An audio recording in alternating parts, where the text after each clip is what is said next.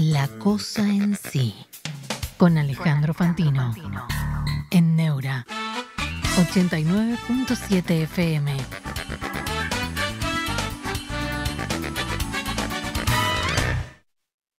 Bueno, hacía tiempo que lo estábamos prometiendo, hace 2 días, y es un lujo para nosotros acá en Neura tener un referente político de tenor mundial, porque es así. Es Santiago Abascal, que es líder de Vox, y vamos a conversar un rato con él. Está por unas horas en Argentina y nos da el lujo de permitirnos tenerlos en el estudio de Neura. ¿Cómo andas, Santiago? ¿Bien? Muy bien, muy ¿Cómo contento. va eso? El lujo es mío. ¿Cómo está eso? ¿Cómo la estás pasando? ¿Hace cuánto estás en Argentina?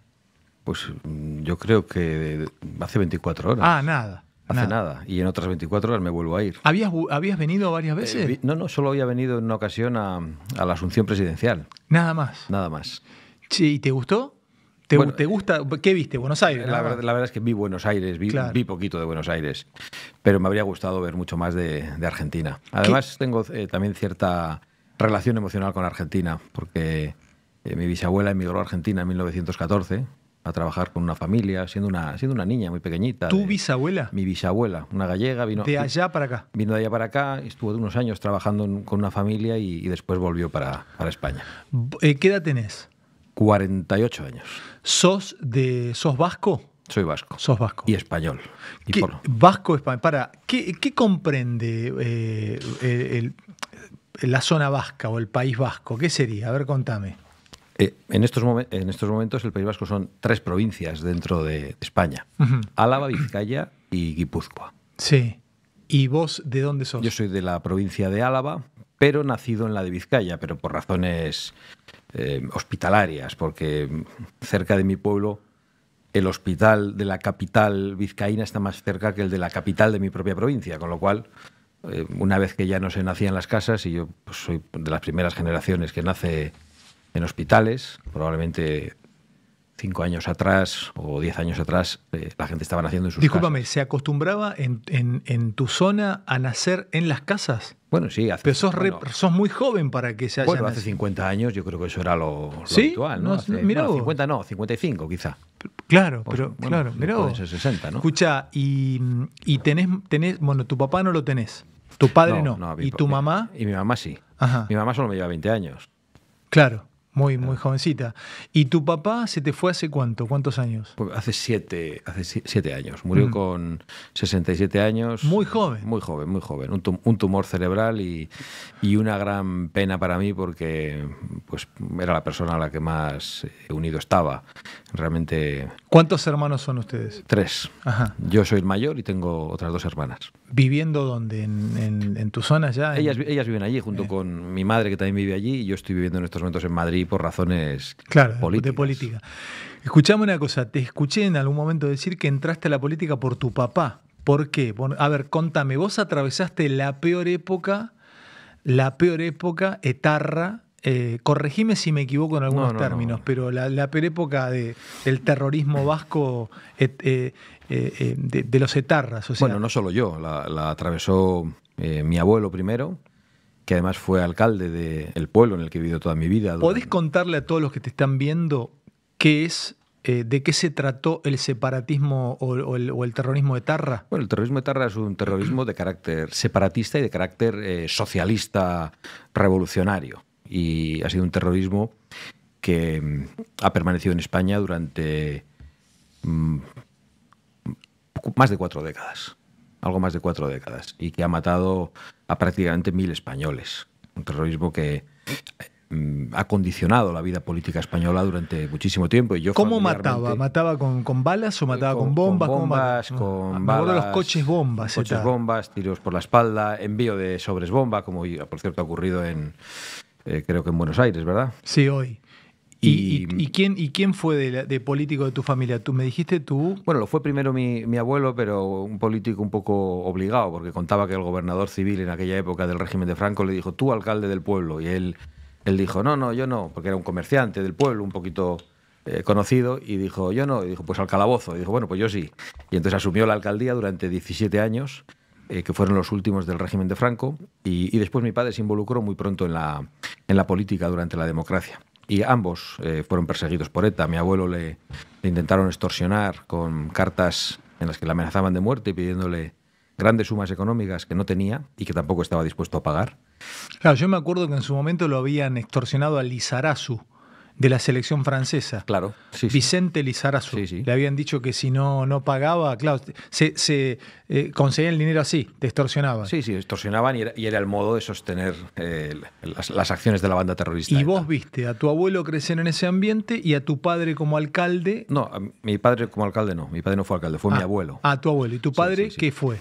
Mi padre fue también comerciante porque la familia siempre se ha dedicado al negocio textil, a un pequeño negocio de ropa en un pueblo de 10.000 habitantes en el que hemos vivido. ¿Cómo se llama el pueblo? Amurrio. Amurrio. Eso Amurrio. Es.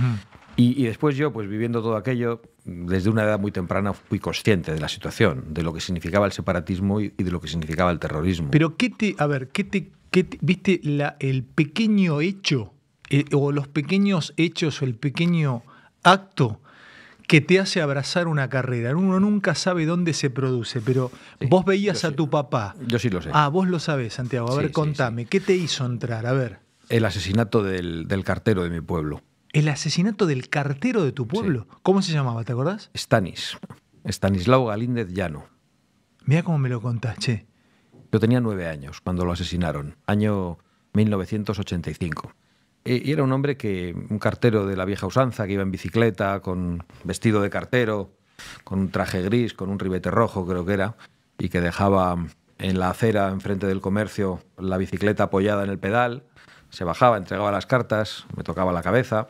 Yo veía que era un hombre que era amigo de mi padre, y era un hombre que hablaba en alto, en la calle, que decía cuál era su opinión. Y habían asesinado a su hermano 4 años antes. Yo eso lo desconocía, pero con 9 años y estando con mis padres en Sevilla, de repente, cuando solo había una televisión, un canal, recuerdo el inicio del telediario del mediodía, y la primera noticia era el asesinato del cartero de Amurrio, de Stanis, y ocupaba la pantalla su documento nacional de identidad, la fotografía, y para mí aquello fue muy, muy impactante como niño con 9 años. Entonces pronto fui consciente de lo que pasaba.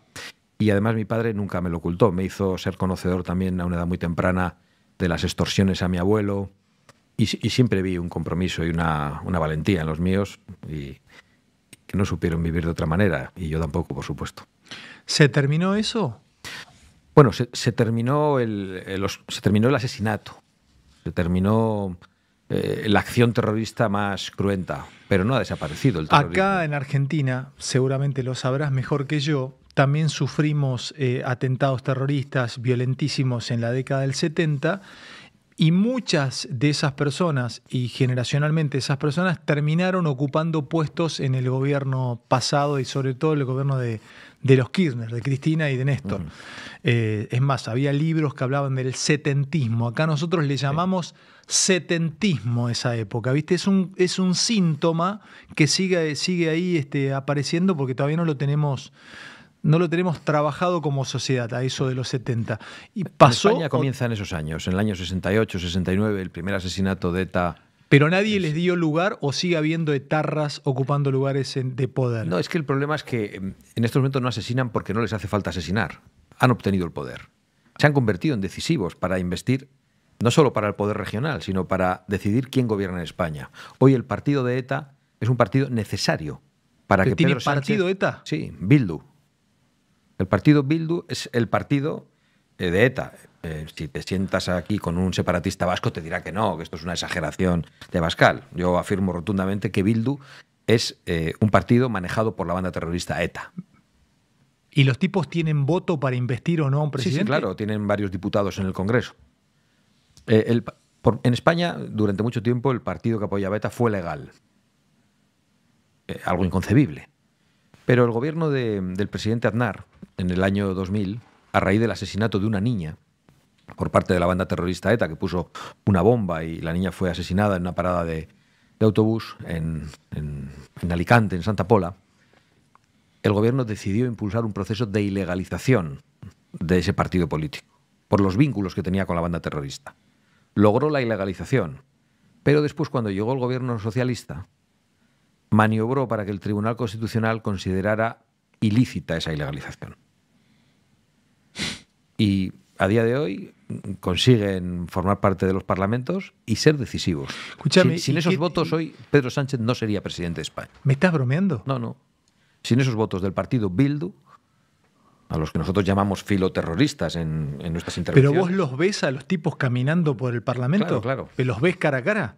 Sí. ¿Y qué sentís por los tipos? Bueno, pues, ¿Y qué te dicen los tipos sí. cuando los ves? No, no nos decimos nada. No nos decimos nada. Yo siento un profundo desprecio, pero no nos decimos nada. Claro, es muy fuerte. Pero es muy doloroso. Lo es para mí, pero lo es mucho más para las personas que han padecido el terrorismo en sus carnes o con sus familiares asesinados. Yo al final, bueno, yo y los míos hemos sido perseguidos, pero no tenemos heridas físicas. A ninguno nos han asesinado. Y diría que tampoco heridas morales. Ahora, ¿vos tenés familia nos ha hecho más fuertes. ¿Vos tenés familia en la zona vasca? Sí, todavía mi madre y mis hermanas. Mi madre tiene un comercio de ropa y todavía... ¿Y no te da miedo cuando decís este tipo de cosas? No. Hemos vivido así. Siempre, te criaste así. Y sabemos cómo es la vida. A mi madre le atacaron la tienda todavía hace 2 años, le rompieron de nuevo los cristales, unos cristales blindados, una tienda de ropa con cristales blindados, fíjate lo que digo, porque ya hace 20 años, más de 20 años, en el año 1999 nos quemaron el negocio completamente. ¿Cómo es tu vida en España? ¿Caminás vos por la calle? ¿Cómo te manejás? A ver, contame cómo es, porque ahora quiero hablar un poquito de Vox. Ha cambiado mucho en los últimos años. Ha cambiado mucho porque como consecuencia de la notoriedad pública, pues no puedo andar como una persona anónima. Ahora vamos a hablar un poquito de Javier, de Argentina, pero contame un poquito de vos. De vos me contaste. Contame de Vox. ¿Qué es Vox? ¿Cómo nace Vox y qué es Vox? A ver, contame. Cada vez se engancha más gente acá con esta charla, Santiago. Contame de Vox. Porque acá todos hablamos de Vox. Javier empezó, fue a tus congresos y llevaste, esto corre por cuenta mía, tenemos enfrente a una persona que lidera un movimiento mundial. O sea, hay muchísima gente un montón de líderes que se acercaron a España para estar con ustedes. Pero contame qué es Vox. Vox nace en el año 2014 como consecuencia de la reflexión de una serie de personas que dejamos de sentirnos políticamente representados. Discúlpame, ¿qué significa Vox? Voz en latín. Claro. Sí, nosotros intentamos evitar la denominación de partido o las siglas antiguas, partido conservador, liberal, nacional. Le pusieron Vox. Nos parecía que eso reducía lo que queríamos defender, lo hacía pequeño, y nos parecía que lanzar adelante un movimiento que defendiese una serie de cosas básicas. ¿Y dónde nació Vox? ¿Dónde nace? ¿Nace en una charla entre ustedes? ¿Quiénes eran ustedes? Bueno, es un proceso. Sí. Yo primero fui durante muchos años, y mi padre también lo fue, militante del Partido Popular, y hay un momento en que, por distintas razones, que tienen que ver con la falta de combate frente al separatismo vasco y frente al separatismo catalán, con la renuncia a bajar los impuestos que fueron subidos por el propio Partido Popular, con la renuncia a oponerse a toda la agenda woke y por lo tanto a dar la batalla cultural, uno deja de sentirse representado y reflejado. Y yo abandono el Partido Popular cuando el Partido Popular gobierna en España con mayoría absoluta. No me voy de un partido en declive, me voy de un partido que tiene mayoría absoluta en el Parlamento Nacional, que gobierna España y que además tiene mayoría absoluta en la mayor parte de las regiones de España. ¿No te fuiste a buscar esto que te pasa hoy, que tenés un partido un partido poderoso, tenés mucho impulso? Vos no te fuiste a buscar esto, se dio naturalmente. Vos no, o pensaste que ibas a terminar teniendo lo que tenés hoy. Puedo decir cuando se empieza a llenarse el vaso del hartazgo con el Partido Popular y cuando termina por llenarse del todo. ¿Cuándo fue? En el año 2008 yo era un parlamentario del Parlamento Regional del País Vasco y compruebo la traición del Partido Popular Nacional a la líder del Partido Popular en la región, que era María San Gil, una mujer admirable, muy valiente. Mataron a su líder político, a su amigo, delante de ella, mientras estaban comiendo juntos en un restaurante, con un tiro en la nuca, en el año 1995, el 23 de enero. Es una persona admirable, que lo ha dado todo por convicciones y fue traicionada por el Partido Popular. Yo, en el año 2008, ya estando dentro, empecé a sentir que algo se había roto. Empecé a alejarme. He relatado algunos de los motivos. que van sumándose a lo largo del tiempo, y en el año 2013 el Partido Popular, ya en el gobierno, toma una decisión que supone la excarcelación de una serie de terroristas de ETA. Y yo decido abandonar el Partido Popular. Y unos meses después, junto con otras personas, decido fundar un nuevo movimiento político que es Vox. Pero los inicios, tanto la gota que comienza a llenar el vaso como la que lo desborda, tienen que ver con lo que pasa en el País Vasco. Cuando supe que venías, empiezo a escucharte, te seguía por supuesto, pero empiezo a escuchar entrevistas que diste, conversaciones, etcétera, hasta que encuentro, no te asustes, un informe del País de Madrid, diario centroizquierda, progre, pero muy interesante sobre quién eran los votantes de Vox. Entonces, no se metía el periodista. Habían hecho me pareció interesante porque no bajaba en línea, ¿viste? Y había 4 o 5 españoles que iban diciendo, uno que era camionero, otro que era obrero, y uno dijo una frase: África no cabe en Europa. El otro dijo: yo soy camionero, el otro día pasé por Cataluña, me pararon los policías de Cataluña. No sé qué problema tuvo con el camión, lo maltrataron, enojado porque los catalanes se querían escindir, otro enojado por la inseguridad, otro enojado porque le daban asistencia médica, no sé qué otra cosa a hijos de inmigrantes, pero bueno, viste, era toda una linealidad de otro enojado con la Agenda 2030, con el tema del ambientalismo, que sembraba tomates. Y por lo menos para entender quiénes te votan, ¿viste? Entonces, sí. Contame, ¿qué juntaste? ¿Hay algo que tocaste? Déjame cerrar la pregunta. ¿Hay una arteria, hay un inconsciente que tocaste, una parte pulsional que tocaste, que mucha gente haya decidido darte el voto? Porque había gente ahí que decía: yo jamás me imaginé votar un movimiento como Vox, pero lo voto, me representan. ¿Qué pasó? ¿Qué fibra tocaste? Yo creo que varias fibras. La primera, la de la unidad nacional frente al separatismo. Nunca un partido en España en 40 años se ha atrevido a decir que hay que terminar con el poder de las regiones. Discúlpame, separatismo, vamos, porque te tengo que bajar más a tierra, Sí, por ahí te parece entiendo. muy, absolutamente muy... ¿Cómo me pregunta esto? Cataluña, por ejemplo. Sí. Cataluña se quiere separar de España, quiere ser un país. Una parte minoritaria de los catalanes, pero que han llegado a obtener el poder en la región, pretenden separarse de España. Y llevan muchos años usando el poder regional, que jamás debían haber tenido, y el Parlamento Nacional, el Parlamento Regional, que yo creo que no debería haber existido, para trabajar contra España y contra el proyecto común, para escindirse, como has dicho antes. O sea, los tipos que quieren, que Cataluña Barcelona, ¿dónde quedaría? Sea un estado. ¿Y dónde quedaría Barcelona? Barcelona quedaría en Cataluña, separada de España, y quieren que el País Vasco quedase separado de España. Disculpame, entonces yo vengo con un barco vengo con un barco con soja o con poroto como para venderle, y entro al puerto de Cataluña y le vendería al Estado catalán, le vendo un país, como en su momento en el medioevo era Venecia o alguna, eran ciudades-estado, o sea, se quedarían como un Estado aparte de España, deja de ser España. Un Estado aparte de España. Bien. Pero eso lo pretenden en distintos sitios de España, los separatistas catalanes, los separatistas vascos, los separatistas gallegos, y como han tenido éxito en alguno de esos lugares, el separatismo ha empezado a convertirse en moda. Y a haber movimientos separatistas pequeños casi en todas las regiones de España. ¿En serio me decís? Sí, o sea, en cualquier región te aparece gente que se quiere separar. Hay algún gilipollas que se quiere separar y que crea un relato histórico, falsario, diciendo que antes eran independientes y que España... Pero yo para separarme tengo que tener salida al mar, me imagino, o no importa. Para separarte lo que tienes que tener es lo que tienes que tener, y no tienen.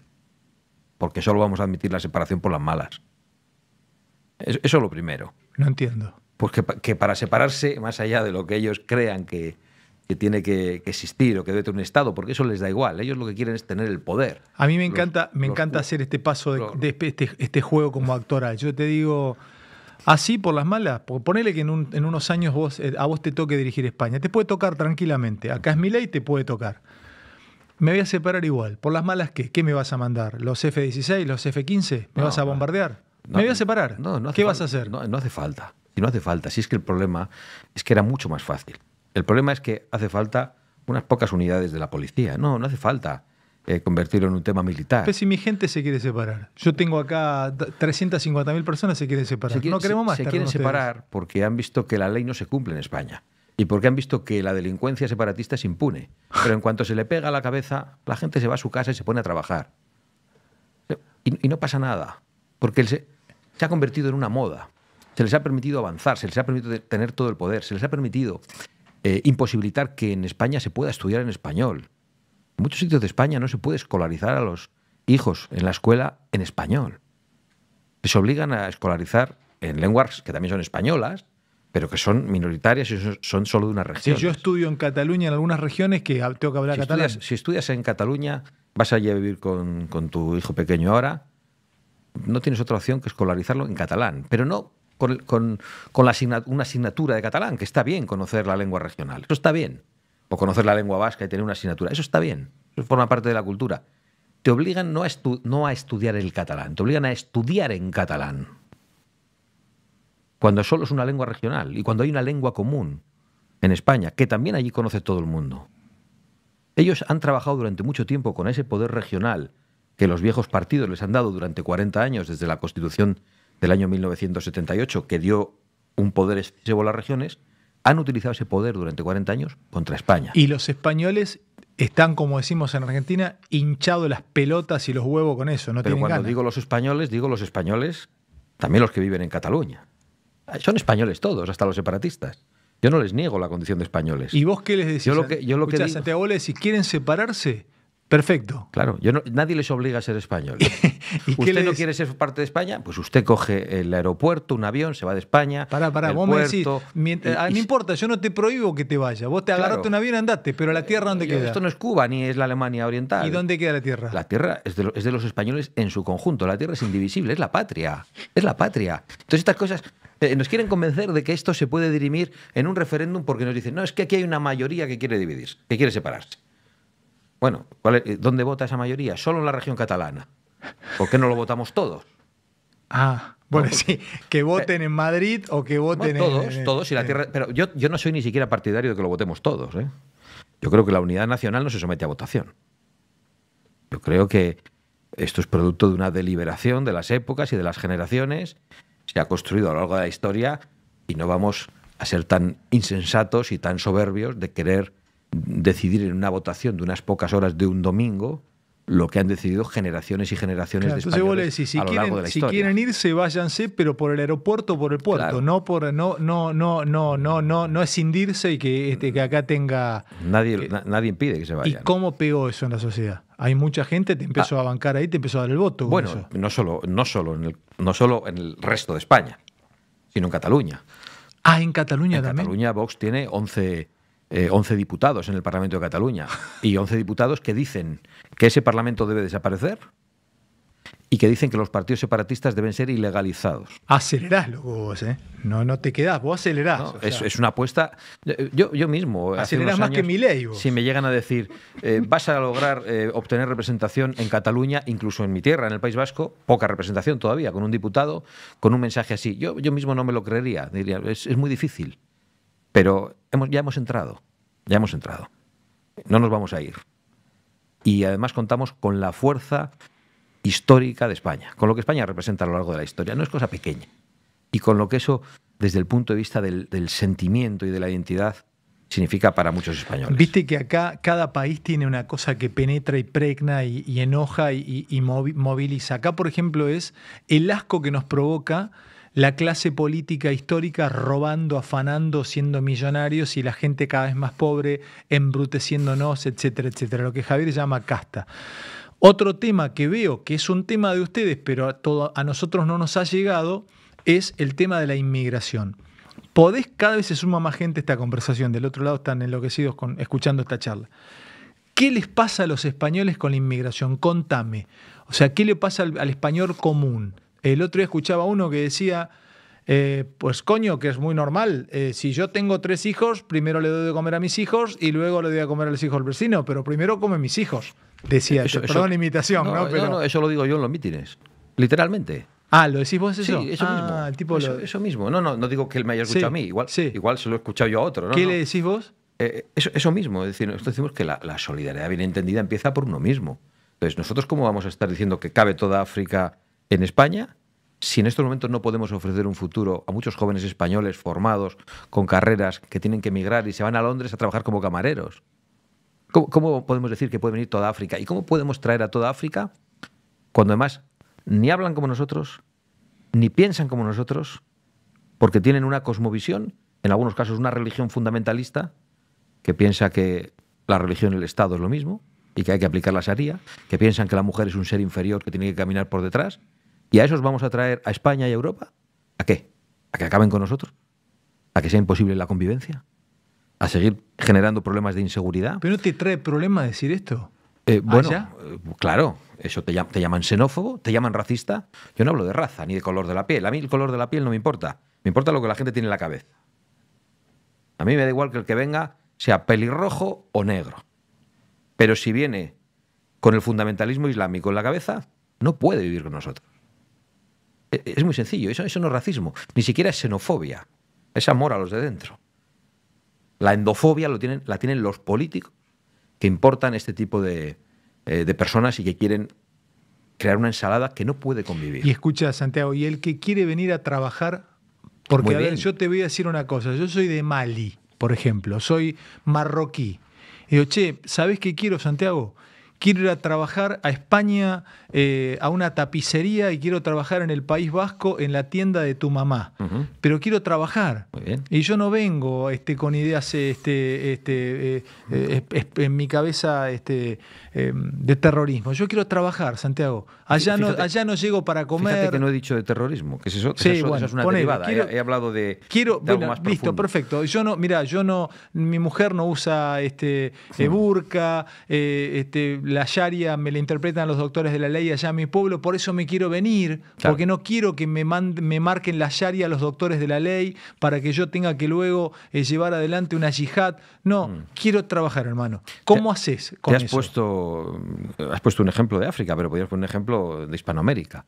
La inmigración procedente de los países hermanos de Hispanoamérica es una inmigración que se adapta perfectamente a vivir en España, comparten lengua, comparten una cosmovisión, una misma idea, no hablo en términos religiosos, pero de lo que es el pecado, de lo que está bien, de lo que está mal, y pueden perfectamente adaptarse a vivir en una sociedad europea. Hay casos que no, porque hay mucho pandillero, mucha banda latina, pero nosotros hemos defendido la inmigración legal, regular y ordenada, y hemos hablado con mucha claridad, en función de dos criterios: de las necesidades de la economía nacional y de la capacidad de adaptación de los inmigrantes.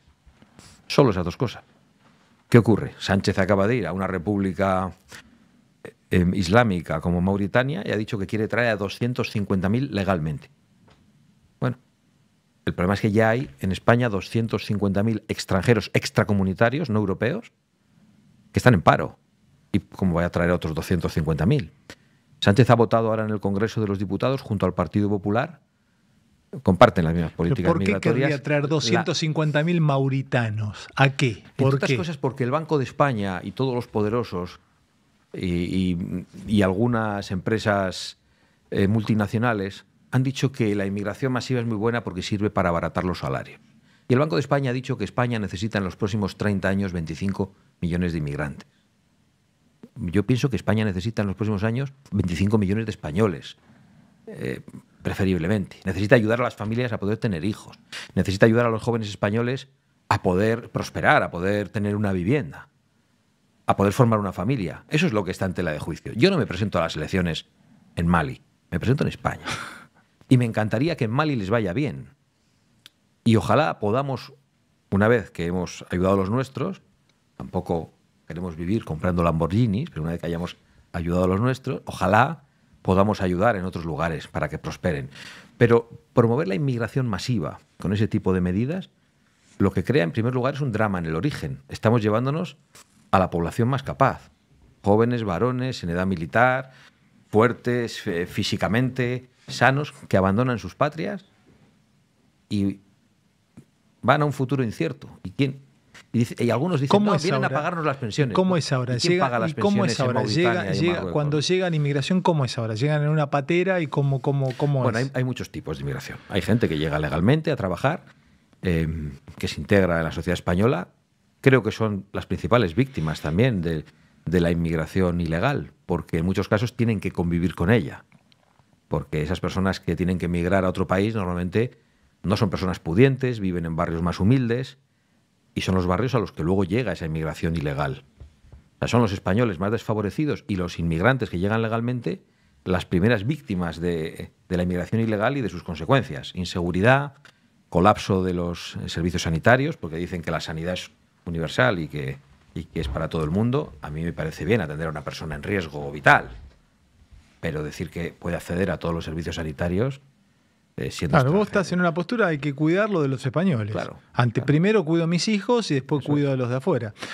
Escucha, ¿me contás? Acá fue terrible lo que lo alquilaron a Sánchez.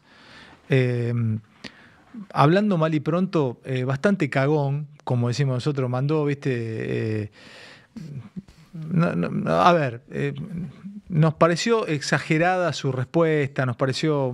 a ver, como decimos nosotros, la mariconeó en el punto de si vos tirás, bancátela. Si vos vas a agredirme, bancate la agresión. Si me vas a decir todo lo que me dijiste tus funcionarios, no, yo te voy a responder. Claro. Si me sobre todo en Argentina, hoy, este loco que está, lo digo con cariño, a este le tirás un fósforo y te devuelve un dragón. Claro. Este no es fácil. ¿Me contás de Pedro Sánchez? ¿Quién es Pedro Sánchez? Contame, bajámelo a tierra. ¿Quién es el tipo? Voy a hacerlo con mucha precisión. Pero tú has dicho una cosa muy importante. Lo has definido. Es un tipo que tiene la lengua larga y la piel fina.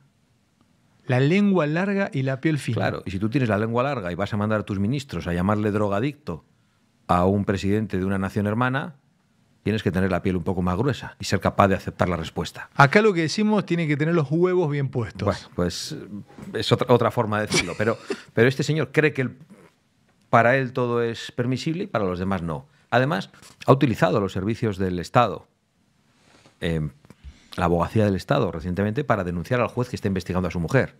No ha utilizado a un juez, a un abogado privado, no. La abogacía del Estado ha denunciado al juez que investiga a la mujer del presidente del gobierno. ¿Está complicado el tipo con eso, con la mujer? Yo creo que está muy complicado. No solo eso, ha decidido retirar al embajador español en Buenos Aires porque ha sido insultada a su mujer. Javier Milei no ha insultado a España. Petro sí ha insultado a España. Petro, antes de viajar a Madrid recientemente, dijo que España había destruido y saqueado América, habló del genocidio, se subió al avión, llegó a España, dio un discurso sobre el cambio climático en el Congreso de los Diputados, le pusieron alfombra roja, se levantaron a aplaudirlo todos, menos Vox, que nos fuimos de allá. Escucha esta otra. Si ponele, sos presidente de España y llega Petro y se baja y te dice... No llega. Genocidas del orto, ustedes que nos saquearon, nos ¿cómo no llega? No llega. No llega a España. No, llega al aeropuerto, que el tipo presidente. Pues se vuelve. No hace falta retirar al embajador, se vuelve. Oiga, usted váyase por donde ha venido. No le va a recibir. ¿Me está hablando en serio? ¿Que le decís, tomate el avión si te vas para Colombia de nuevo? Claro, no le va a recibir nadie. Usted ha insultado a España, usted se va. Ahora bien, si me insulta a mí y dice que yo... Bueno, pues no. Dice que yo soy un fascista, no sé qué, pues bueno, no me gustará, pero no considero que ha sido insultada a la patria. Cuando Javier Milei responde a Pedro Sánchez, no insulta a los españoles. Sin embargo, Pedro Sánchez reacciona tomando una medida política que es ilícita, que es ilegítima. Ahora entramos a Argentina, hablamos de Javier, pero me interesa, como te considero un líder global, ¿qué mirada tenés de lo que está pasando en el mundo? Yo creo que a movimientos políticos como el de Vox o a la Libertad Avanza, los medios de comunicación tradicionales le bajan el precio. Les dicen movimientos ultraderechistas, fascistas, etcétera, etcétera. Les bajan el precio, ¿viste? No se toman el tiempo para analizar qué hay detrás del crecimiento, ¿viste? No sé si será por miedo o por qué, pero les bajan el precio. Contame qué está pasando en el mundo, Santiago. ¿Qué interpretás? Antes me preguntaste por qué nos votaban en España. Te dije la unidad nacional. Sí. Te dije la reacción ante el problema migratorio. No he mencionado otras cosas que han sido muy importantes. Tíramelas, arrójamelas, dale. Una ha sido la defensa de los intereses de ganaderos y de agricultores frente a la Agenda 2030. Ha sido la defensa de las propias tradiciones del país puestas en tela de juicio. Y también la oposición a las políticas de género y a las leyes para combatir la violencia machista, que son leyes que convierten al hombre en culpable de manera preventiva, acaban con la presunción de inocencia que han creado juzgados especiales para hombres. Hoy en España los juzgados de violencia de género solo juzgan hombres. Una mujer no es juzgada si agrede a su marido en el mismo tipo de juzgado. Nuestra denuncia de ese tipo de políticas del feminismo extremo y que busca la confrontación de sexos ha supuesto que muchas personas nos voten, no solo de la derecha, sino de la izquierda. Hombres perjudicados por denuncias falsas. Ahí es interesante porque en algún punto también movimientos como el de ustedes, que eso es lo interesante para analizar, es cómo puede ser que les roben banderas a la izquierda, les roban el discurso a la izquierda y terminan siendo votados porque me estás contando vos, o sea, con agendas que no deberían ser votadas por el progresismo. Con eso yo creo que enlazamos con la pregunta de qué está pasando en el mundo. A ver. Cuando cae el muro de Berlín, cae también una concepción marxista que estaba sentada en muchos partidos políticos. La izquierda abandona el marxismo, abandona la idea de la lucha de clases. Los trabajadores poco a poco dejan de votar a la izquierda y la izquierda tiene que buscar otros elementos de confrontación social. A las teorías de la raza, el género, las nuevas religiones como la climática, la lucha de sexos. La izquierda busca otros elementos de confrontación, los crea. Es el marxismo cultural. Ahí hay un libro que seguramente habrás leído de Maffei y Laclau, que justamente es estrategias socialistas, etcétera, etcétera. Dice, como se terminó, lo mismo que dijiste vos, hay que empezar a buscar pequeñas luchas, ya no es una lucha, no es el proletariado buscando la llegada al poder por la supresión de la burguesía. No, eso ya quedó antiguo, viejo, eso quedó enterrado en Unión Soviética en 1917. Hay que buscar otras cosas ahora. Es exactamente. Hay que buscar otras agendas. 2030, feminismos, agenda verde, lo que vos quieras. Exacto. Sí. Tienen un problema, porque entonces el proletariado vota primero a la derecha y después a lo que la izquierda llama ultraderecha. ¿Y cómo es eso? ¿Y por qué? Esa es una paradoja. Está bueno charlarlo eso. ¿Quién habla en Europa? ¿Cuál es tu interpretación? Como sociólogo que sos de carrera. ¿Quién habla en Europa del problema de los barrios? ¿Quién sabe lo que está pasando en los barrios? ¿Cómo se siente un español, un francés, que ve cambiar por completo en muy poco tiempo, primero la imagen física de su barrio, las tiendas? Ve que lo que era una tienda de ultramarinos se convierte en un kebab. Ve que los velos comienzan a aparecer por las calles. Ve que de repente llegan unos que dicen cosas a las chicas y las hablan mal. De repente se conoce una noticia de que unas chicas han sido agredidas por un grupo de ellos. Cuando empieza a pasar todo eso, y eso no se puede hablar ni denunciar porque te llaman xenófobo. Cuando empieza a ocurrir, como ocurrió en Inglaterra, las violaciones sistemáticas masivas por parte de una banda de pakistaníes que fueron ocultadas durante años por toda la prensa, pero la sociedad lo sabía, empieza a crearse un caldo de cultivo de hartazgo. Esa gente no se siente representada por la vieja política y busca nuevas opciones. Y yo creo que eso en concreto, junto con otras cosas, probablemente la Agenda 2030, el género, etcétera, es lo que ha movilizado nuevas fuerzas políticas soberanistas que defienden la libertad, que defienden su propia identidad, que defienden la soberanía de sus naciones y que quieren volver a tener lo que tenían. Y ha logrado que las personas más humildes voten a esas fuerzas políticas y abandonen el socialismo y el comunismo. Yo creo que esa es la explicación. ¿Y por qué estoy tan seguro? Porque precisamente donde esa presión migratoria, de carácter islámico fundamentalmente, es más alta, hay una reacción aún mayor. Esos partidos tienen mucho más apoyo. Acá pasó con Javier al revés, porque acá no está eso, pero que sorprendió a un movimiento histórico que es el peronismo, como Javier les robó el sujeto político. Claro. Les robó el humilde, el pobre, el que no tiene. Lo votó a Milei. Lo votó y lo sigue apoyando, tiene casi el 50% de apoyo.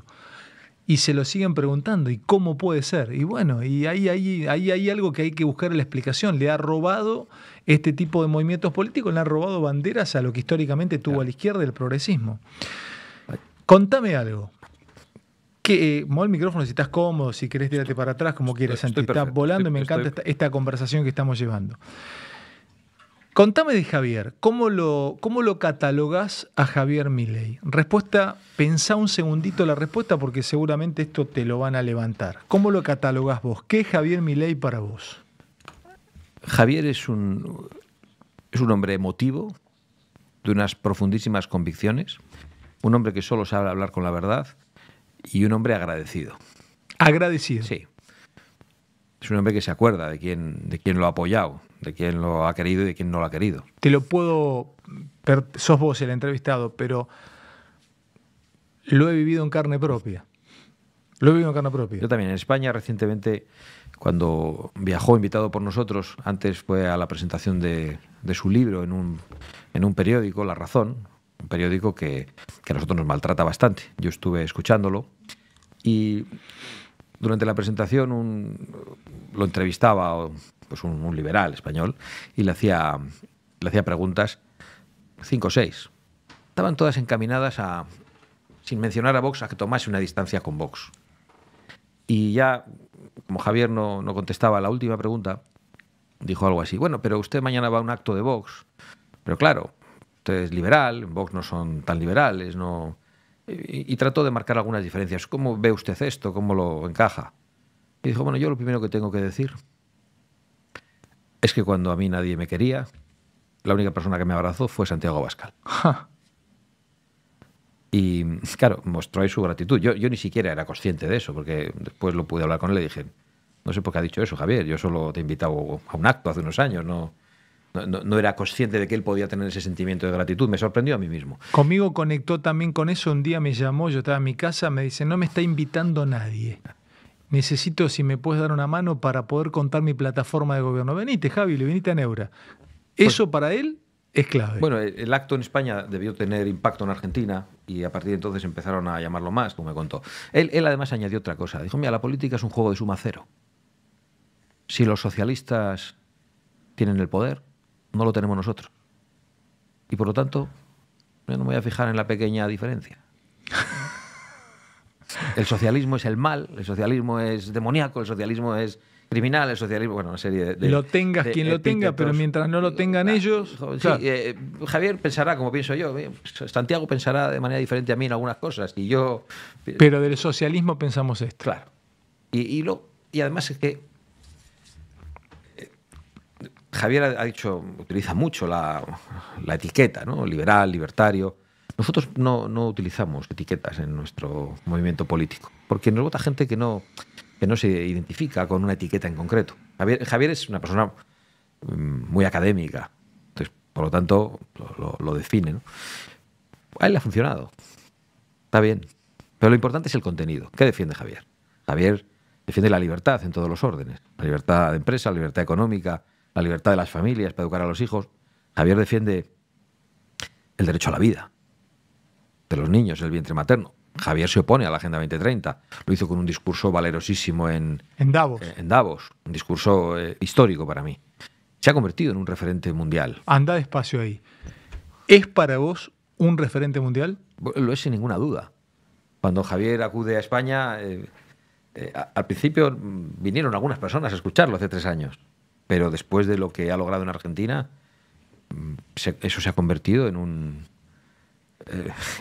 movimiento espectacular. Muchas personas quieren oírlo, en cualquier sitio al que va, todo se llena, hay personas en el exterior queriendo escucharlo, verlo pasar, aplaudirlo.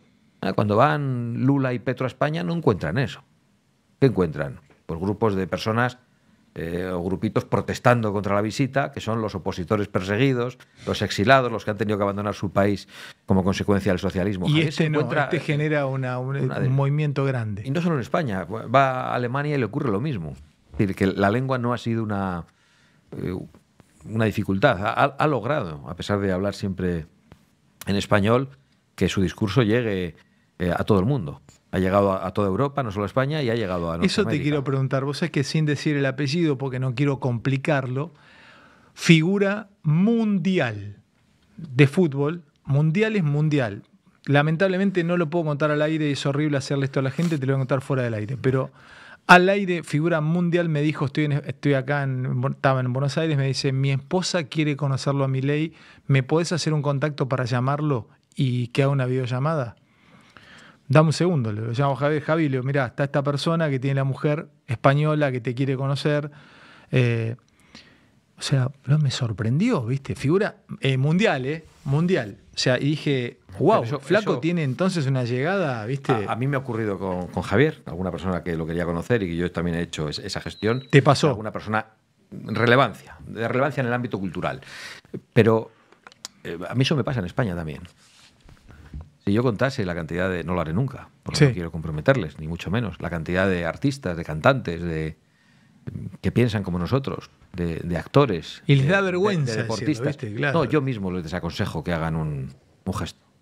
Porque creo que pueden ayudar de otras maneras. Con su pequeña declaración en el terreno cultural, no en el político, no en el partidario. Con las pequeñas entrevistas que dan, se pueden decir cositas. Pues sí que hay mucho yo más. No quiero que hay mucho más. Vos sí que hay mucho más. A ver. ¿Cómo podríamos llamar este movimiento? Porque yo no quiero ponerle el sello ultraderechas. Me parece que es simplista ponerle ultra. ¿Cómo le podríamos poner si fuese un movimiento mundial? ¿Cómo podríamos llamarlo? Porque acá vos sos Vox, este es libertario, claro. Meloni es otra cosa. ¿Cómo podríamos llamarlo? Bueno, pero Meloni es lo mismo que Vox. Bueno, Meloni, está bien. Yo he hablado con ella y lo ha dicho muchas veces. Perfecto, pero Vox es lo más parecido que hay a Fratelli d'Italia. Eso lo ha dicho Giorgia Meloni. Claro, pero viste que entonces vos decís que hay mucho más, podríamos decir, este tipo de movimiento. Te voy a poner libertarios. Hay mucho más libertarios de closet que no se animan a salir y contarlo, que les provocaría problemas en su ambiente, y vos mismo le decís, che, no salgas de ese closet, quédate ahí. Mirá qué interesante lo tuyo. O sea, le decís, porque te van a dañar. Quédate ahí, trabajalo, claro. Y ayudá de otro lugar, pero no salgas del closet porque te van a destruir en tu ambiente. Claro. Mucho más de lo que vos te imaginás. Pero en muchos casos, ¿eh? Y de comunicadores y de periodistas. Y yo creo que es mejor contribuir a la batalla cultural sin entrar en la arena política, en la partidaria. En el mundo, esto es importante, concentrate en la respuesta, porque esto es YouTube y queda para siempre. ¿Vos ves que esto puede llegar a convertirse en un movimiento, ya es grande, pero que puede conquistar gobiernos en el mundo? Porque tenés a Orbán en Polonia, tenés a Meloni, pero Le Pen no llegó, finalmente sigue Macron al frente, está Pedro Sánchez en España. Bueno, ¿dónde podría configurarse esto como realmente un vendaval que se instale en el mundo? Que esto llegue a Alemania, que esto, viste que en las microelecciones de Alemania hubo también unos partidos de derecha que ganaron. ¿Vos crees que esto se puede dar? ¿En unos años puede llegar a estar esto instalado como dominio en el mundo? Yo creo que es inexorable. Frenate ahí, repetime, ¿inexorable? Es inevitable. Eso va a ocurrir. Y lo sabemos nosotros y lo saben ellos, lo saben los malos. Con un poco de suerte va a ocurrir en noviembre en Estados Unidos, con la victoria de Donald Trump. Y yo confío en que muy pronto, pues en un sitio tardarán 2 años, en otro 4, en otro 8, va a ocurrir en casi todas las naciones europeas. Y confío en que si logramos echar al tirano Maduro, puede haber también un efecto contagio frente a lo que ha representado, junto a lo que ha representado también la victoria de Milei en Argentina, en muchas naciones de Iberoamérica.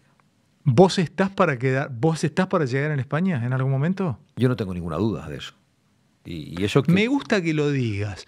Otro te esquiva la respuesta. O sea, ¿vos creés que inexorablemente el destino te va a poner como presidente de España? No lo digo en el terreno personal. He dicho inexorablemente estos movimientos. A mí me gusta quitarme a mí un poco de en medio por modestia, ¿no? Porque, bueno, nunca se sabe. No me gusta a mí decir yo voy a ser... Bueno, los españoles dirán. Yo, desde luego, no voy a tirar la toalla. Yo voy a estar ofreciendo a los españoles una dirección. ¿Pero a vos te gustaría? ¿Podría hacerlo? Bueno, sin ninguna duda. Yo estoy intentándolo. Tengo ese compromiso con más de 3 millones de personas en España que han confiado en mí y que han confiado en Vox. Y es un compromiso vital. Mira, te cuento esto, perdón, Santi. En Argentina hay algo que se llama Teorema de Baglini. Baglini era un político argentino, ya falleció, pero era muy interesante lo que el tipo planteaba. Decía que en política se aplica lo siguiente: mientras más lejos estás de la posibilidad de ganar el poder, tus proposiciones políticas son más ilógicas. Mientras más cerca estás, son más calmas. Se llama Teorema de Baglini. ¿Es aplicable, Santiago, lo que planteás? como presidente de España? ¿Te animarías a hacer todo esto? ¿Te animarías cuando te vengan los catalanes y te digan, no, yo me separo igual y mandarle a la policía? Es que yo ensayaría con los catalanes lo único que no con los catalanes, no me gusta decirlo así, con los separatistas catalanes. Lo digo porque es que el secretario general de mi partido es catalán y mulato. Y el presidente de Vox, que soy yo, soy vasco. Por lo tanto, venimos de dos regiones que padecen el separatismo. No me gusta, por lo tanto, decir meter a todos los catalanes en un mismo saco porque no responde a la realidad. Pero nosotros lo que ensayaríamos... Pero está bien, pero que te llega una patera con 300 inmigrantes, ¿y qué haces? ¿Que no la puedes poner de vuelta, le poner un motor, un fuera de borda de nuevo para...? En primer lugar, llegan porque les llamamos. Llegan porque se hacen políticas, se votan cosas en el Parlamento que hacen que vengan. Si en el Parlamento se vota en sentido contrario, dejan de venir. Porque dicen, oye, que en España, si entramos nos van a acabar echando, nunca vamos a ser legales, no vamos a recibir ayudas sociales. Ya no vienen, las mafias ya no hacen el negocio. Giorgia Meloni ha parado en gran medida la inmigración ilegal en Italia. ¿Qué ha hecho la inmigración ilegal? Venir por España. Entonces se pueden hacer cosas. Si a las mafias del tráfico de personas y a las ONGs que colaboran con las mafias del tráfico de personas, algunas de ellas pagadas por George Soros, les decimos que son cómplices de traficar con seres humanos y actuamos contra ellas y se les retira toda ayuda pública, otro problema menos que tenemos. Si además utilizamos a la Armada para vigilar el mar y para ver cuáles son las embarcaciones de traficantes que están yendo y viniendo a traer personas, porque no creamos que salen de la costa africana y llegan a España en una patera. Van con barcos lanzaderas. Van incluso probablemente dentro de los barcos o las pateras arrastradas y cuando están más cerca de la costa los echan hacia España. No hay una vigilancia, no hay brazos cruzados o brazos caídos frente a esa inmigración ilegal y frente a las mafias que trafican con seres humanos. Con lo cual, nosotros haríamos lo que nunca se ha hecho. Respecto al separatismo haríamos lo que nunca se ha hecho, que es no ceder nada y combatirlo. Cuídate de ese discurso porque te puede tocar, ¿eh? Te puede tocar llegar a ser presidente. Cuídate lanzar esto al aire porque Javier lo dijo en este estudio, no en este, pues estábamos en otro lugar. Un día empezó a contar esto, y se hizo realidad. Ojo porque te puede tocar. Y después te quiero ver si te toca, ¿eh? Bueno. Te quiero ver si te toca. Algunas de las cosas que te estoy planteando implican una reforma constitucional. Por lo tanto, no vale con ganar las elecciones. Hace falta tener mayorías superiores al 50%. Algunos de los planteamientos, por ejemplo, de reforma del estado de las regiones en España para que tengan menos poder o para que no tengan poder, implicaría una reforma de la Constitución que exige mayorías agravadas. Pero yo esto lo digo, pero digo, no lo oculto. Digo, mi objetivo es este. Y hay estas dificultades, pero que todo el mundo sepa que mi objetivo es este. Que mi corazoncito está con esa intención. Escúchame, ¿y Puigdemont volvió? ¿El tipo le dio los votos, el separatismo catalán le dio los votos a Sánchez para investirlo?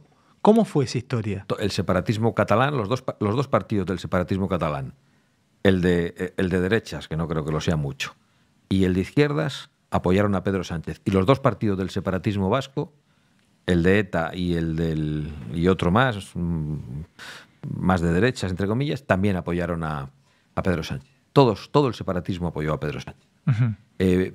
Y Puigdemont, con los votos que tenía, no él, porque él... ¿Está prófugo el tipo? Está prófugo, sí. ¿Dónde vive? En Bruselas, uh-huh.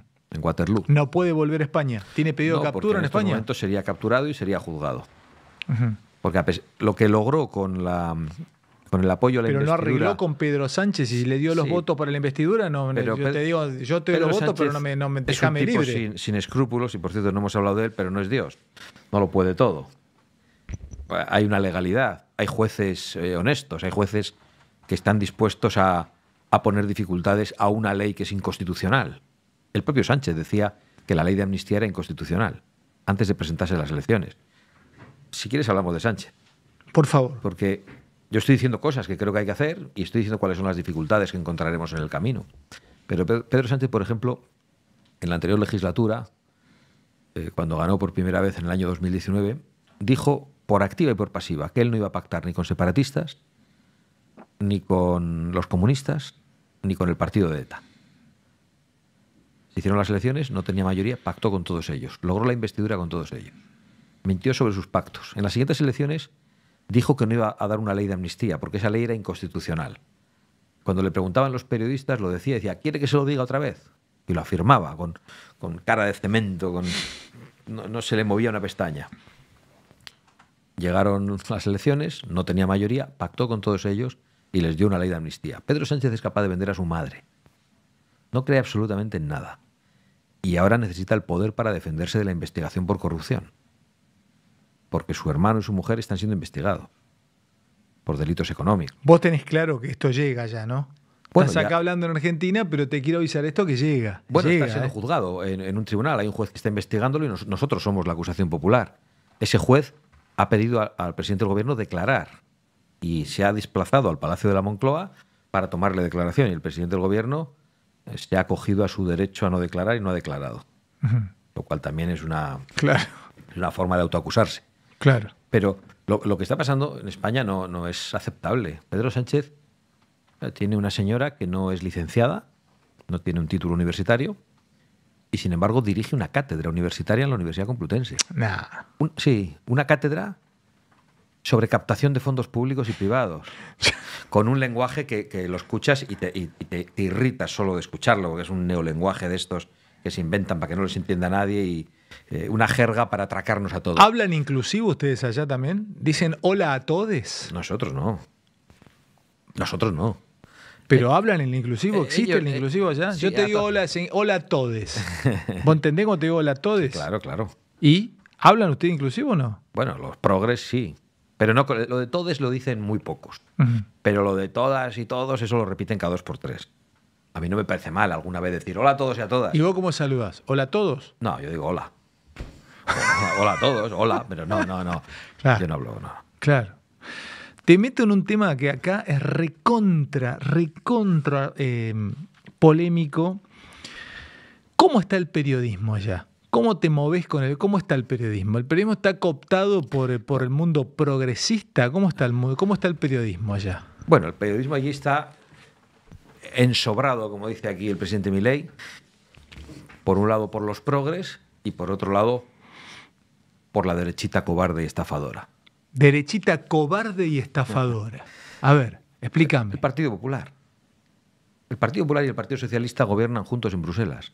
Hacen teatro, como que se pelean, pero gobiernan juntos en Bruselas. El Partido Popular y el Partido Socialista... ¿Tienen casta ustedes también? Sí, es casta, pero lo más grave de todo es la estafa política. Es el engaño a los votantes. Los votantes del Partido Popular piensan como los votantes de Vox. Pero los dirigentes del Partido Popular piensan como los dirigentes del Partido Socialista y actúan y votan como los dirigentes del Partido Socialista. Gobiernan juntos en Bruselas, comparten las mismas políticas migratorias, comparten la misma posición sobre el poder excesivo de las regiones, comparten que los partidos separatistas tienen que ser legales, comparten las políticas de género, comparten que todos los lobbies LGTB y X+, y lo que sea, tienen que entrar a los colegios a corromper a los niños y hablar a los niños más pequeños de cosas que los niños todavía no tienen que oír y los corrompen. Comparten el apoyo a la Agenda 2030. Son lo mismo.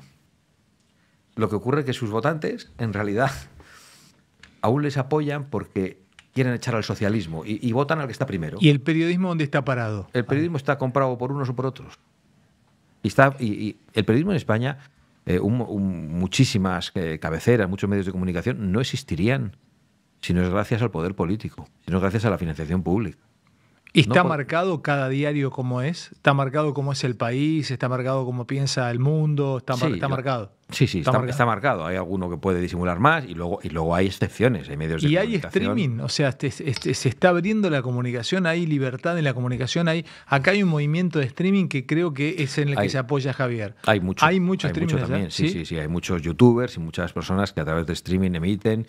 Y yo acudo a muchas entrevistas de ese tipo, con chavales muy jóvenes, con personas que les interesa una perspectiva concreta, uno habla más de economía, otro de otra cosa. Yo la verdad que procuro acudir. Las redes sociales, los youtubers, para nosotros han sido una forma de entrar, porque las televisiones nos estaban vedadas y cuando íbamos solo había manipulación de la más brutal. Por cierto, antes me hacías la pregunta de si el movimiento político que, llamémoslo como lo queramos llamar, que representamos unos y otros, si algún día triunfará en muchos sitios del mundo, yo decía que era inexorable. Y se han dado cuenta de que es inexorable. Y por eso están actuando, por ejemplo, para que en Brasil no haya libertad. Han cerrado X. Y el comisario europeo ha amenazado a X. Y Kamala Harris ha dicho que está de acuerdo con lo que se ha hecho en Brasil contra X. Es muy interesante esto. Vos lo lees como una posible avanzada, porque X es el carril por donde este nuevo orden mundial, en el cual vos sos uno de los líderes, Milei es otro, Meloni es otro. O sea, si matan X, no se sabe también, pero si matan X, le matan un carril de comunicación. ¿Vos no ves una locura pensar que X pueda ser atacada fuertemente por los poderes tradicionales de cada país? Bueno, yo creo que lo que ha ocurrido en Brasil, donde no gobierna Lula, sino que es un simple mandado de un juez totalitario como Alexander de Moraes, es exactamente eso. Han prohibido a la gente utilizar una herramienta con la que se comunicaban. ¿Por qué? Porque X se ha negado a censurar a un político electo en sus opiniones. Eso es lo que había solicitado el juez de Moraes. Y por lo tanto el juez ha cancelado X en todo el territorio brasileño. Creo que ha confiscado cuentas de las empresas de Elon Musk. Es muy loco, me estoy pensando. Mañana podría pasar acá eso. Nos quedamos sin X. Acá no. No, podría pasar, bueno, sí, tranquilamente. Bueno, pero en España no creo que les puedan suspender X. Bueno, pensemos en España harán lo que digan en Bruselas. Porque los políticos españoles son bastante acomplejados. Y es en Bruselas donde se decide todo. Un comisario europeo ha amenazado recientemente a X. El comisario Breton, un francés. Pero también Kamala Harris, cuando ha sido preguntada. Si Kamala Harris gana en Estados Unidos, pues X lo tendrá muy complicado, porque además ha dicho que a X se le han terminado los privilegios. La libertad de expresión no es un privilegio. Yo defiendo X, no Twitter. Twitter a nosotros nos retiró la cuenta en mitad de una campaña electoral, cuando era una de nuestras pocas herramientas de comunicación, porque habíamos puesto un mensaje sobre la inmigración ilegal. Es decir, X, Facebook, ha sido confesado recientemente, muy interesante, han utilizado la censura. Está muy bien, Santiago, porque hay que tenerlo muy en cuenta eso. Yo no lo había pensado, me lo haces pensar y lo voy a trabajar un poquito ese concepto.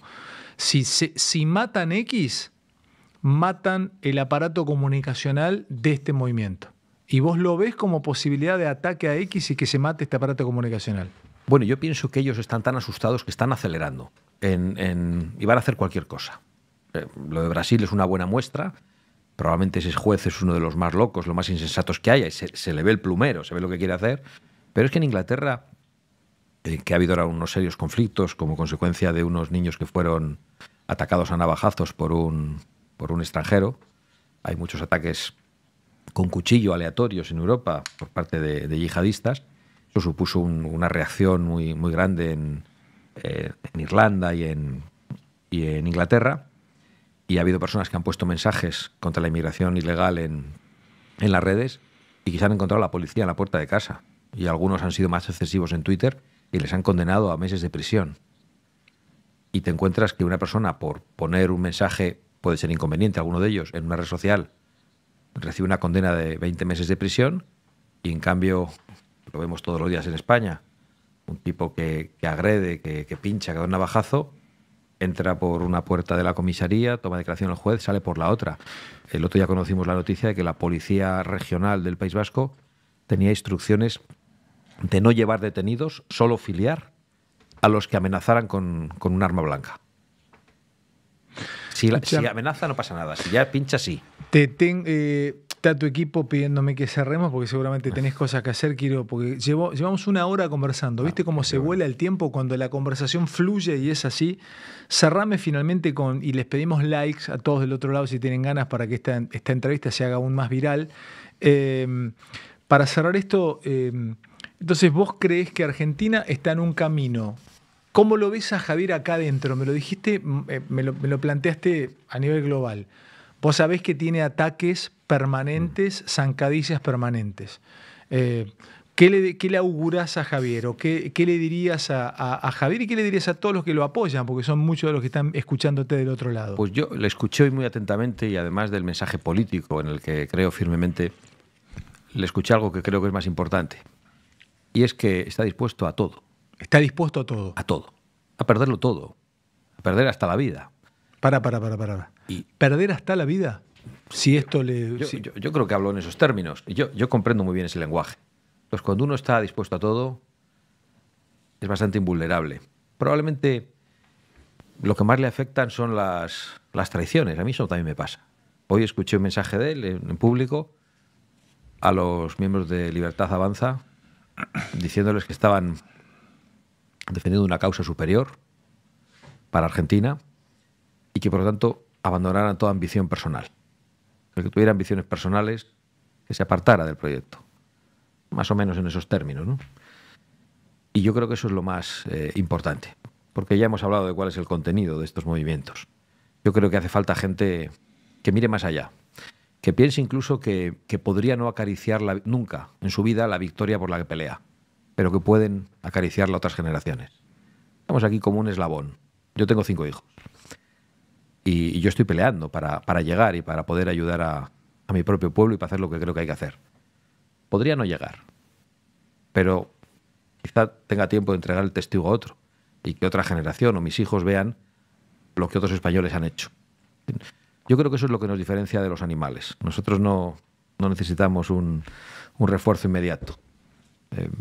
Podemos pensar en un sentido de la trascendencia, no lo digo en un sentido religioso, que también lo tengo, sino en el sentido de que dejamos aquí un legado y entregamos un testigo y después llegan otros. Yo me conformo con eso. Te quiero hacer las 2 últimas rápidas. Después del último mensaje se lo vas a decir a la gente argentina. Voy a meterme en algo absolutamente que no conozco con respecto a ustedes en España, pero que me gustaría que me des una referencia. ¿Cómo puede ser que ustedes sigan teniendo rey? No lo entiendo, te juro, te lo pregunto porque me estoy metiendo en camisa 11 varas, como decimos acá, año 2024, tengan rey. Como el mundo. Yo sé que es simbólico, todo lo que me quieres decir, pero ¿cómo tienen rey? El mundo va hacia la libertad, lo que conlleva el concepto de rey. Perdón, Santi, te lo pregunto, a ver qué decís. A ver. Lo entiendo el planteamiento, además, como argentino. Yo creo que has hecho una referencia inicial en la pregunta en la que está la respuesta. Es simbólico. El rey es un amigo de la libertad, es un amigo de la democracia. El rey reina pero no gobierna. El rey es nuestro mejor embajador. Es probablemente el español que incluso en su propia sangre representa la historia de España de generaciones y generaciones. Y ahora mismo está pasando un momento muy difícil, el rey. Pero yo considero que es, voy a decir en unos términos un poco, el mejor funcionario que hay en España. El rey. Sí. Hay muchos que piensan que es algo antiguo, sí. Yo sé que hay cosas que son antiguas, que son tradiciones. Entiendo el planteamiento, entiendo la pregunta que haces, pero estaríamos peor en España hoy todavía sin rey. Cerrame con esto. ¿Qué le decís a la gente? A todos los argentinos. Esta sí es una pregunta netamente nuestra de acá. Cerrame la charla con esto, lo que te están pidiendo. Yo creo que los argentinos tenéis mucha suerte de tener un político que dice la verdad descarnada, que dice que no hay plata, que promete sangre, sudor y lágrimas, que dice que es difícil lo que va a hacer, pero que tiene una determinación total. Y yo creo que eso debería ayudaros a ser pacientes, porque lo que quiere hacer el presidente Milei es algo verdaderamente difícil. Nadie lo ha intentado hasta ahora. Él es el primero en intentarlo de una manera seria y yo creo que su determinación y su autenticidad harán que pueda lograrlo. Pero necesita el apoyo de la gente, necesita que la gente no pierda la paciencia. Creo que los argentinos no deben impacientarse y deben confiar en un hombre con esa naturaleza. Che, te agradezco muchísimo que hayas venido y le mando un saludo a todo tu equipo que están ahí. Estos no te van a traicionar, estos dos que están ahí no te van a traicionar. Se nota que te aprecian y te quieren. Gracias, Santiago. Es un placer. Estaré encantado de volver cuando quieras y si vas a España también de tener la oportunidad de hablar ahí. Esa es la silla donde se sentó Javier. Ahí. Le he visto en alguna ocasión. Gracias, Santiago. Líder de Vox y líder, por más que a él le dé vergüenza decirlo, un líder mundial, hoy por hoy, con sus pensamientos y dónde transita. Likeen esto, nos vemos mañana si Dios quiere y gracias por estar del otro lado. Chay, recuerden el hashtag, echen a Abdala, ese ratón parlamentario que come de la nuestra. Chau. Escucha ahora, escucha ahora. Radio. Ahora escucha Neura 897. Déjate llevar.